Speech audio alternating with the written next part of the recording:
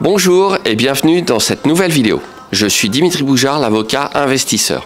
Je suis avocat depuis 1995 et investisseur immobilier depuis plus de 20 ans. Aujourd'hui, j'ai la chance de recevoir sur ma chaîne YouTube Sébastien, le Sous-Loueur Pro. Sébastien, bonjour, peux-tu te présenter s'il te plaît ? Bonjour Dimitri, et bien merci déjà de m'avoir reçu sur ta chaîne YouTube. Donc qui je suis? Eh bien tout simplement, donc je suis Seb le sous-loueur. Donc moi je fais de la sous-location d'appartements, alors sous-location également conciergerie d'appartements dans l'immobilier donc, et je fais ça depuis maintenant pas mal d'années, mais on va avoir l'occasion d'en reparler je pense dans quelques instants. Voilà. Voilà, donc aujourd'hui, toujours investissement immobilier avec un professionnel de l'investissement immobilier. Sébastien est sous-loueur, mais pas que, puisque, sauf erreur de ma part, tu es également propriétaire de biens immobiliers. Donc évidemment, quelqu'un qui pratique ce qu'il enseigne à tous ses clients et tous ses élèves, parce que moi j'aime bien travailler avec des gens, puisque je travaille aussi avec Sébastien, donc j'aime bien travailler avec des gens qui pratiquent ce qu'ils vont professer. Sébastien, la sous-location, ça t'est venu comment ? Alors tout simplement, moi je me suis retrouvé à une période de ma vie où j'avais pas de possibilité de faire de crédit bancaire. Je voulais absolument faire de l'immobilier, je voulais faire de la location courte durée, parce que je savais que c'était générateur de cash flow et c'était un système à haut rendement, sauf que je ne pouvais pas emprunter. Et donc la seule manière que j'ai trouvée, ça a été de faire de la sous-location. Alors moi j'avais démarré à l'étranger à l'époque. Et en France, c'était vraiment la sous-location qui m'a permis de faire de l'immobilier, enfin de me relancer dans l'immobilier, on va dire. Mais à l'étranger, j'avais découvert ça un petit peu par hasard, parce que moi, j'avais démarré ça il y a pas mal d'années maintenant. À l'étranger, je faisais de la sous-location sans forcément trop comprendre le fonctionnement. Et c'est après que j'ai commencé à entre guillemets, l'industrialiser, c'est-à-dire vraiment le développer, le scaler.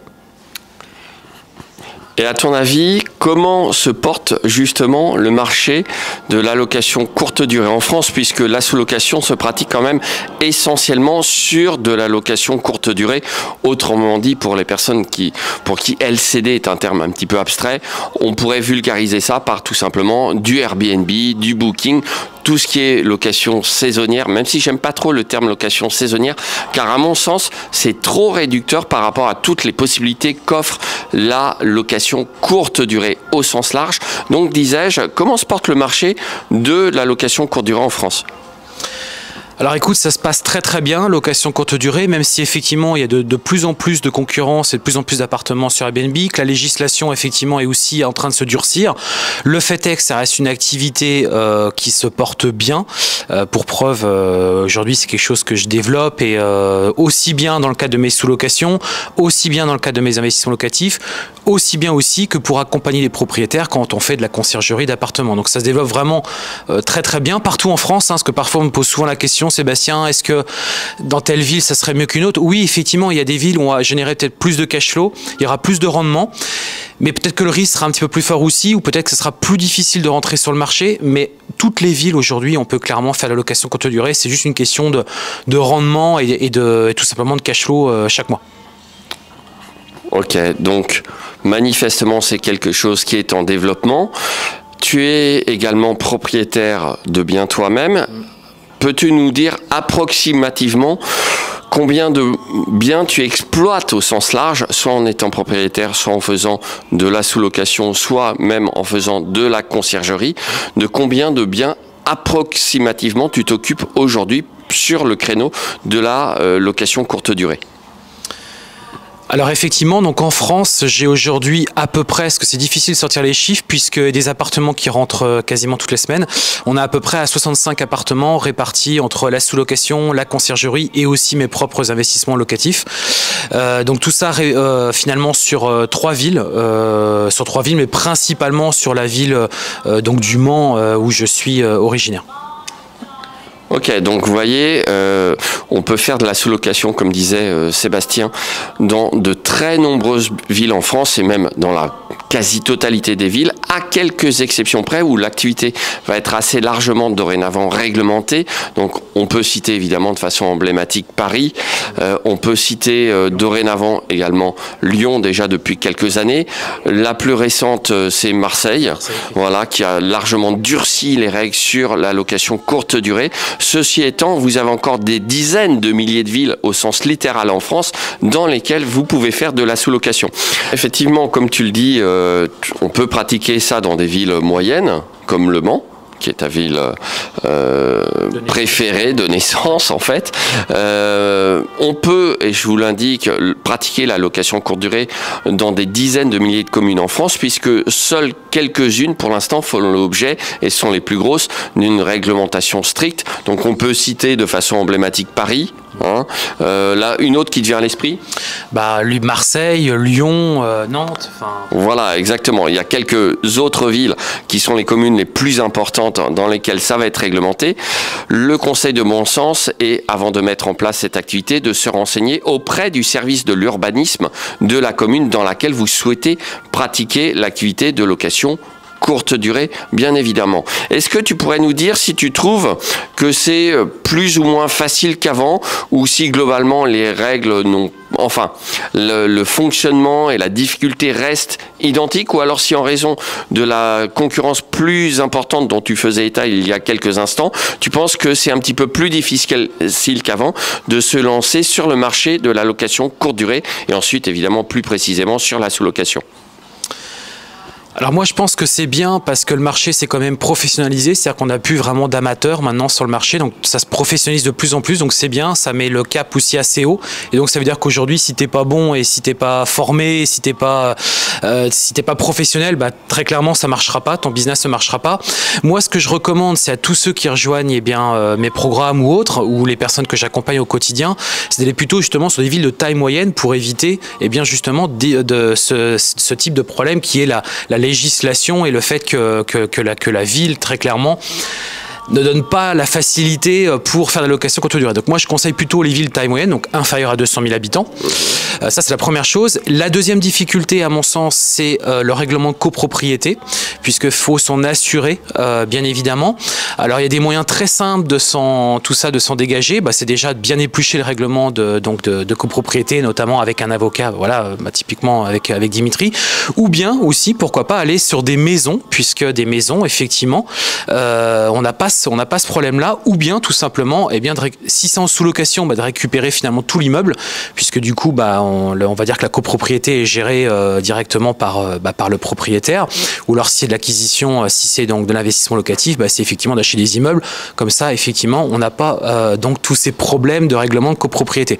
Donc voilà un petit peu, moi, où sont finalement les difficultés à faire la location courte durée, parce qu'une fois qu'on a passé ça, si on est professionnel, si on a les bonnes méthodes, les bonnes techniques, les bons outils aussi, si on sait faire du revenue management, c'est-à-dire qu'on est capable d'adapter nos prix en fonction de différents paramètres, clairement, on va aller chercher de la rentabilité et on va sortir du lot, et c'est ce qui fait qu'on va générer du cash flow.